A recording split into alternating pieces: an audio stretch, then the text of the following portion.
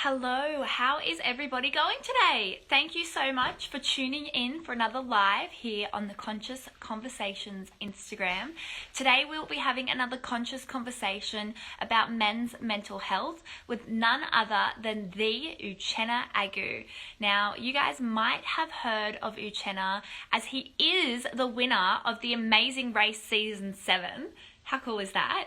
But he's also a business coach, a public speaker. He works at Soul Tribes, our friends over at Soul Tribes, which is a yoga and meditation studio. And I'm going to add Uchenna to the chat now so we can talk all things men's mental health. Lauren, And there's how are Uchenna. you? Hey, how you Good going? to see you. Good to see you. Amazing to finally see you after all of our Yeah, correspondence via emails yeah, and yes, it's been fantastic though. You're great. I've been watching some of your podcasts and some of your lives with the other guys and what is it? Talktober. I love it. I absolutely love it. And I actually, what's left of October, I am going to participate in that. So, um, amazing. and fellow male species will hear from me unexpectedly instead of just tapping them on social media. Yeah, Yeah, that's awesome. Oh, so good to hear. The guys at the Mail Hug will be so excited to hear that. Look, it's so exciting to finally meet you after all of our talks because obviously we've been following your yoga studio, Soul Tribes, for such a long time. And yeah, I actually met you, I was introduced to you through Alexandra. So it's so awesome that we have got you on. yeah.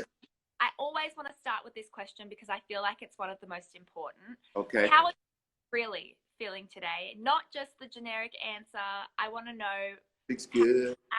yeah, exactly. Yeah. How are you actually feeling? Well, I'm feeling really inspired. I guess that's the case. Lately, I've been spending more time with myself, and I'm finding that I'm getting breakthroughs. Okay, this whole COVID thing and being isolated, and I walk 27 feet from my bed to my office now instead of leaving, and I've been faced with myself a lot more. Uh, and I'm finding that I'm getting a few breakthroughs, and I'm able to work on some blind spots. And we'll talk a little bit more about that. But I feel fantastic. I'm staying in good health. I haven't, contracted the COVID virus yet. I don't think, and I feel good. I'm working out every day or so, and as you can see, folks walking around. I'm at Soul Tribes right now. In fact, I'm always happy to hang out at Soul Tribes. Yeah. So, in fact, I'll just prop this up to where you can see that the whole time. That's awesome. All right. So, Yeah. So I'm great. I'm doing great. I am missing my family. I yeah. have family in Los Angeles. My dad is 80 years old, and my stepmom is, I don't know, in their late 70s, and my sister's in New Jersey. My brother is in LA. In fact, he's the main caretaker of my dad and stepmom in Los Angeles. So I'm here, relatively isolated from my immediate family, but I'm still enjoying life and feeling good about the future, because we're gonna get to the end of this year and we're gonna yell Jumanji. So, we finished this level of the game. Okay, I so that's where um we're. I saw you posted that the other day. I thought that was great. You saw that post? Yeah, I mean, people have actually responded to that very well.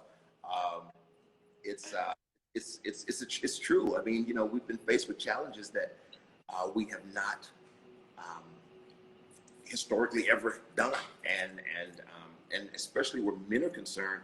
I mean, the isolation is compounded because we go through a life of relative isolation as men to begin with. So we can talk more about that. I'll let you ask the questions and we'll talk. Well, I wanted to know more about your men's circle because the reason I was introduced to you is because you posted a video on the Soul Tribes Instagram about this men's circle that you run. And I just thought that was so incredible because you were saying that it's a place for real talk and mindful conversation. Can you tell me more about this men's circle? Absolutely. And first, I'll just thank Alexandra Charles owner of Soul Tribes, for thinking of me, because I am not a psychologist or a professional in that space. However, she felt that I could lead this based on my own life experience, and it's worked out really great. Selfishly, it's worked out fantastic. So this is really what it's about. I mean, a men's circle is, we create a space for real talk, sharing.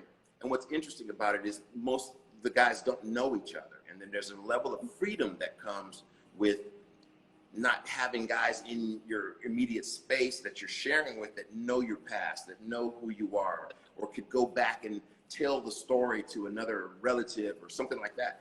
So we sit and we talk, and it's not just about problems. I think a lot of guys think, oh, this is like a group where we gotta, be analyzed, something like that. No, this is a space where we can talk. One of the rules is that we don't give advice. Okay, so when I share something of myself, and maybe it's a dilemma, maybe it's a challenge, the other men just hold space and they listen. And a lot can be worked out by just talking it, getting it out, saying it out loud, and then the other side of that is the guys that do have something that resonates with that challenge, they're only allowed to really tell their experience. So I will share, I went through a divorce and XYZ occurred, and these are the things that I had to deal with. And this is kind of how I overcame those things. I'll never look at my men's circle guy and say, man, you should do this or you should do that, because it's not my place, right? But if he asks, hey, what do you think about this? We still go to experience, personal experience. So I look at men's circle as a collective, like an aggregation of a collective wisdom of life experience. And then we share from there, right? Guys are sharing things about their growth that you just don't talk about. I mean, as men, we paint ourselves in a corner, not only socially, but culturally. Having to be stoic, having to be on top of our game, having to have all the answers, right? But that's not the case, because we don't talk. And the talking is the key to the mental health. The connection is the key to positive mental health and a happy life, right? So I just say, this is a term I use, we chop it up. We get together, chop it up. We just get into what's going on, man. So we start off with, hey, what's happening in our lives, what's going on, and then I bring on topics. It may be fear, it may be intimidation, it may be your sexuality, maybe where you're at, and I just bring up topics for us to talk about. And then each guy or whoever feels like sharing steps in, shares their experience. Oh, wow, what about lying? How does lying play a role in your life as a man? We lie by not saying anything sometimes, right? And how does that affect us in the long run? And then toward the end, we look at different ways where we can raise our vibration. It's really about raising our vibration. How can we find ourselves in a lower vibration, in a depressive state, and then transition that, once we recognize it, to something positive to keep us on the road to whatever journey that we're on, whether it's a work journey, whether it's a fitness journey, whatever it is. We should be able to, we're already geared for it, but finding ways to change our state, get ourselves in a place. And we talk about it. I listen to music. I get up and do this, or everyone shares what they do. And the hour goes by like a 15-minute, it's crazy how quickly the time goes by. And I may have to talk to Alexandra about this, extending it a touch or giving us a buffer period of about 20 hours, And I'm so inspired just hearing this. I think it's so important that men particularly just talk and listen for the sake of listening, and not, as you said, to respond or give advice. So I think what is incredible over there. I really do. Well, what's interesting is we, as social beings, we don't want to feel alone. And whether we're able to admit it or not, when we get into a group, a circle of sorts, where it takes most guys a few minutes to kind of relax and kind of case the room out and see that then when someone shares, it's like, oh wow, okay, this is cool. Okay, he didn't get blown up by saying this crazy thing, you know. And another rule that we have in our circle is what is said and what is shared in the circle stays in the circle. And you know, when you create that space and you hold that space for each other, it becomes this brotherhood of, for me, it's like a monthly exhale. You know, I mean, I get to get with these guys who only know me for what I share, but at the end of the day, I feel compelled to really share my soul. I share inner, deeper things of myself with these men. And once I come out, I'm like, got that off my chest. I mean, you don't have to be crazy to like look at mental health. Oh my God, it's mental health. Exactly. You know, it's simple, man. It's sometimes it's just getting it off your chest. It doesn't have to be a problem. It can just be a thought. You know, wow, you know, I'm feeling cramped in my workplace. I'm not feeling heard at home, you know? And then we talk about different things, of different remedies where I've felt not heard at home. And this is how I was able to remedy it. It may work for you, it may not work for you, but here's some ideas. Here's some thoughts. Because again, like I said before, if we've painted ourselves in a corner of having to know it all, what are we left with if we don't have other input? That's why I said an aggregation of a collective life experience to help bolster whatever. I mean, because we have guys from all age groups, you know, different socioeconomic status, different races, religions, whatever. And we just like really get in and see each other. And that's the other piece. How can I be seen? You know, we're looking for it, but we're never going to tell anybody, hey man, I really want you to see me here. You know what I mean? Can you imagine at the basketball game, hey man, thank good game, but did you see me? Did you see, you know, it doesn't work. But we look for those ways, because once you do make that bond, once you get into that safety circle, then you can actually have those moments where you're like, wow, I'm seen, I'm understood. You know, these other people are connecting with me, not only with their ears and their minds, their hearts, and vibrationally. And it just becomes a really cool thing, man. It's really, really cool. Yeah, I couldn't agree more. I would just love to be a fly on a wall and just see like that exhale from everybody at one of those, because it just sounds like such an important thing that you're doing over there. So props to you, Uchenna. Hey, selfishly, it's therapy for me too. You know, Yeah. and I prepare for it each week. However, I mean, it's something it's something that I look around and I see the guys and I'm like, I want to share this, I want to share that. And it's like it is a true exhale. Yeah. Amazing. Look, you talked about men painting themselves into a corner and, you know, having to have all the answers a lot of the time, feeling that way at least. Where do you think that comes from? Do you think that's constructed from society? Do you think men put themselves in that corner? Or is that just something that we've always had and grown up with? I think a lot of it is sort of like that gender conditioning. It starts with the gender conditioning, okay? You know, as a little boy, you know, your mom leaves to go to work, you start crying. People are like, hey, boys don't cry. Stop that, you know? So that's the beginning, right? So now we don't cry. So now we're shutting down a part of our emotion, right? And then we get out in the world, and then they expect you to lead, okay? I may not be a leader, but I got to do this. So now you have anxiety stacked on. To be a leader, I got to know everything, right? So this slowly but surely, this, you know, as we grow up, this painting begins on the floor, and then you get married or you have children or whatever. And if you're not, it's like women are more conditioned to share and get with each other and go, you know, girl, I was thinking this and blah, blah, blah, blah. You guys do that, right? But guys, it's like, bro, I'm good, you know? Yeah. Hey, it's all good. How you doing, man? I'm good. Great. Pat on the butt. You're out of what? You know, you're out of there. Well, that over many years makes crazy people, I think. Now, I don't want to call anybody crazy, but it makes you in your head. And then the ego, okay? we're trained to have a major ego. That's sort of our protective mechanism, so on and so forth. Well, Wayne Dyer said, ego is edging God out.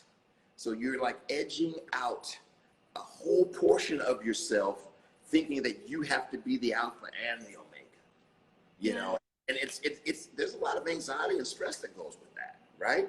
So again, you start getting painted more and more in the corner, and you can't tell anybody about it. Bro, I'm not feeling so good about the way things are right now. You know, I'm a little bit confused. I don't have the answers.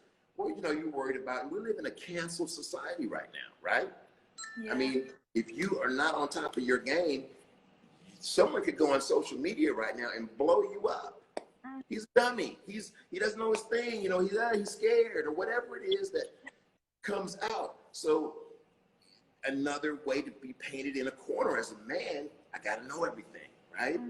So the circle is an opportunity to poke holes in that bubble, that pressure bubble, and let some of that air out, you know, and realize you don't have to know it all. And if you have a good collective group, that you actually have real talk, because I mean, I can get with guys every week and watch football, and we talk crazy to each other. Yeah, you don't know what you're doing, blah, blah, blah, blah, blah, blah, blah. But we don't really get into our feelings. Yeah. And get into, you know, where we're sitting right now. And hey, man, you know, you didn't talk to that woman right. Think about this. Some of the things that we don't even police ourselves, amongst ourselves.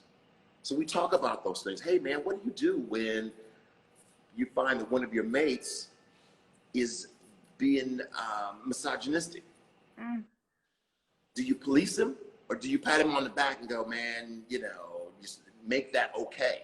See, the thing is, we have to police ourselves as well as men, because what woman is going to come up and tell me about myself and expect me to have a whole lot of respect? Even if I hear her, my ego is not going to let her tell me anything, right? I need a peer to tell me and to talk to me about some of the things that I'm doing wrong. Right? Yeah. And things that I'm doing right, because a compliment from a woman is awesome, but a compliment from a peer, or like one of my mates, a guy who I respect as well, man, that's like, okay. Okay. You know, the flattery, I mean, of course, I am a woman lover, so I enjoy I was raised single mom, you know, so I have a special place in my mind, but not everybody grows up that way. So, you know, the circle also is a place to hear different perspectives, you know, and not be judged about it, you know. So I speak to sometimes, but you open the can of worms on me on that one. I just feel so inspired talking to you. I wish there were more things out there for men like you have on offer at Soul Tribe, because I just think the experience and going there and going through that would be so valuable to so many men, at least in my life. I know that having a resource like that would just be an exhale, as you said. Right. And that's the thing. That's why we don't talk about it as a group. We don't talk about it being a sessions and things like that, because we already have stigmas and you know, preconceived notions of what it means for guys to get together. And you know, and it's funny because I haven't introduced it to a few of my friends. It's like, what do you do, man? You go in and hold hands for a while, and you do this and you do that, and it's like that was all his fear. That was all his insecurity about, oh, am I going to have to go in here and open up? Well, it is what it is, but sometimes you have to give people a different perspective, and then when they get in, they can say, oh, wow, I needed this.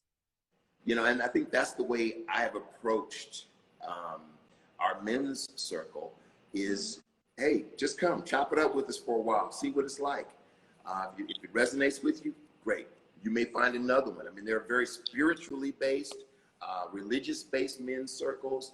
There's all different types. I mean, there's this one that's kind of like a boot camp. You go for 83 hours or something like that, and you know, it's like very intensive and immersive. Yeah. So there's different ways of approaching it, but our monthly gathering has been huge for us, and I think the guys that are also in, I can probably speak for the guys that are in the circle, saying that they see the value in the camaraderie, because again, they don't have to problems. You don't have to have problems to be a part of a men's circle. It's really about finding ways to create the space, positive vibrations, and a different perspective in your head, right? Yeah. Yeah.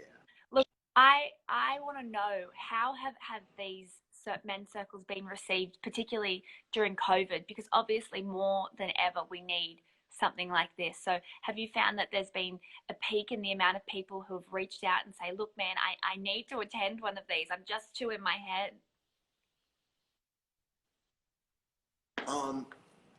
See, there's like that, right? Right?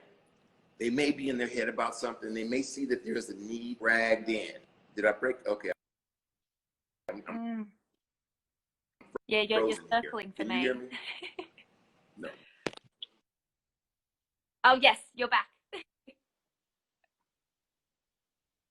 So what I was saying was that guys don't really operate that way. They have to be dragged in, or they have to be approached from a different perspective, because we don't think, we see a need, but we go through a whole list of reasons why maybe I shouldn't do this, or maybe this could mean this or that. So the reception is always good when it's presented right? Right.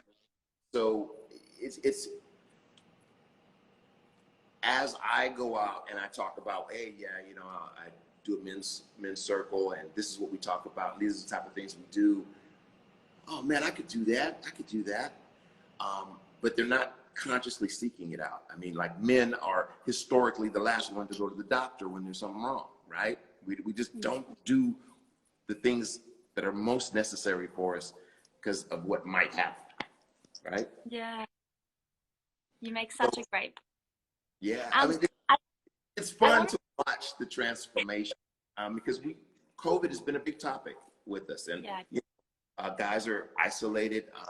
Like for me, COVID brought out a bunch of my blind spots. Yeah. Just things that I am insecure about that I was able to shove under the carpet because I haven't had to deal with them. So now it's like, oh my goodness, I mean, just to throw something out there, it's like I'm a little bit remedial in my social media tools. You know, so everybody else has been doing it for me. They set it up, I show up, I do an interview, and I'm out. But I don't really know how to use it that way, right? Right. That's kind of what I've dealt with. But So that's you've had time to think like that. We'll see you guys. Have a good one. See you. Yes, you will. I look forward to it. Bye-bye. I love that community spirit you've got over there at Soul Tribe. Oh, it's awesome. It's awesome. I mean, you know, people recognize it as a community, not just a class, a place to go for a class. You know, this is a community. And when you have the sound bath, when you come in for meditation, or whether you're an advanced yoga a student, or a person who is very, very remedial and not very limber. You know, like me, I'm not the most limber Yeah, guy. like me. Work on getting my hips. Okay. So, yeah, everyone's welcome, and there's never a feel. There's always a feel of community. I should say that. While we're on the topic, you are an athlete. You have trained all your life, basically. I know that you were at Oregon University. You're now in the Oregon University Hall of Fame. So congratulations. Thank you very much. How have you found that, you know, mind-body connection help you through, I guess, maybe some more difficult times in your life? How does exercise and physical activity, I know you've talked a lot about it through COVID, the importance of staying active. Can you talk to us about how that's helped you stay mentally sane as well?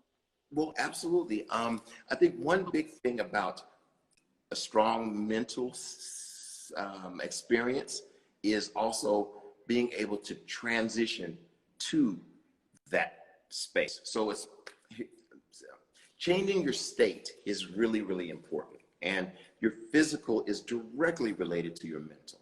So in simple ways, at home, if we are finding ourselves in lower vibrations, leaking towards a bit depressive state, get up, move around, some jumping jacks, just stand and move your arms like this. That physicality can change your state. Very simple things you can do. Now, of course, everyone has different levels of needing to work out for different reasons, but I can tell you, more often than not, people say, hey, to get my head together, I got to get in the gym. To get my head together, I have to go and take a walk, or I have to do some sort of calisthenics. And then my head is together. Then it takes the edge off. Then the anxiety goes down. Then the depression goes away, right? So there's a direct tie to your mental state from your physical state. So I'm a big advocate of getting up, moving around, and sometimes I'm working in place, and it's just I'm finding I'm in sick, and it's just not happening. So I just put the phone down, take a lap around the block, walk up the stairs, come back in, new frame of mind, start fresh. But I had to get physical to change that mental state. So you can get creative with it. You can totally get creative with your finding that space to make that shift from the lower vibration to the higher vibration. That's basically what I was saying. I just wanted to know, you have been on The Amazing Race and you won that season 7. Did you ever experience any sort of mental block or mental hardships or challenges when you were doing that? All the time. Okay. Regularly. I think that was probably one of the biggest lessons I learned about being present, was doing that activity. Having, I read just recently, if you are depressed, you're worried about the past. If you are anxious, you're worried about the future and things that have not occurred yet. But when you're at peace, you're in the present. You're right where you are, and you're focused on what's happening right in front of you. And in The Amazing Race, if I wasn't focused on what was right in front of me, chances are I would have made it far sooner, right? And that's the key to the whole present. And it's one of those life lessons. It's like, be where you are. You can't change the future. You can't focus on what's going to happen, because 90% of what we're thinking is going to happen doesn't happen that way. And in the past, you can't control, right? Let it go. So be present. Feel where you are.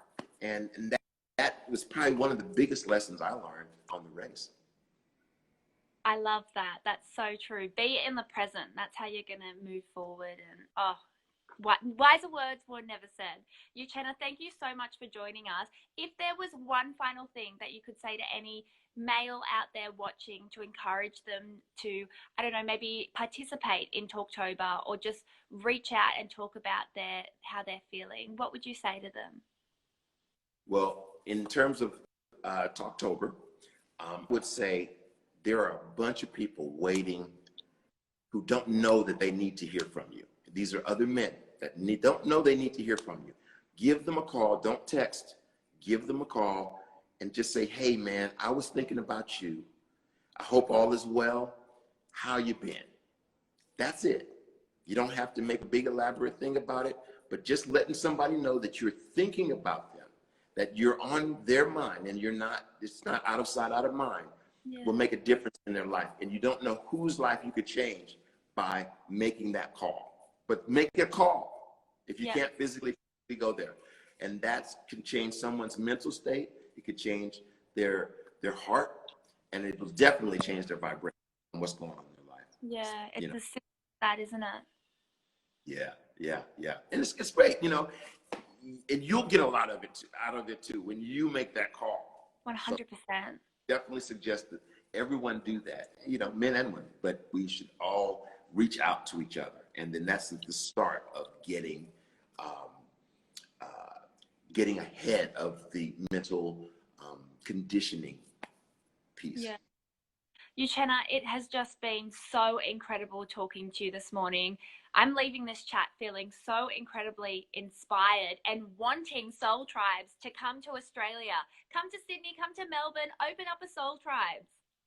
Well, we'll talk to Alexandra about that. And, I'll be the first one to sign up to come and open a studio there. Amazing. Post-COVID, we'll see you in Oz. Absolutely. I wish you well. Yes, thank you. Look, if anybody has any questions for Uchenna, we'll see if he can answer them post-chat. Just leave them in our inbox. But Uchenna, again, thank you so much for joining us. This has been such an invaluable conversation. And I'm so happy to see so many men join this chat because I just feel that they're going to get so much out of it. You've offered so much wisdom and insight. So from the bottom of our hearts here at Conscious Conversations, thank you so much. No, I appreciate you. Namaste. All right. We'll talk to you Cheers. guys. See you later.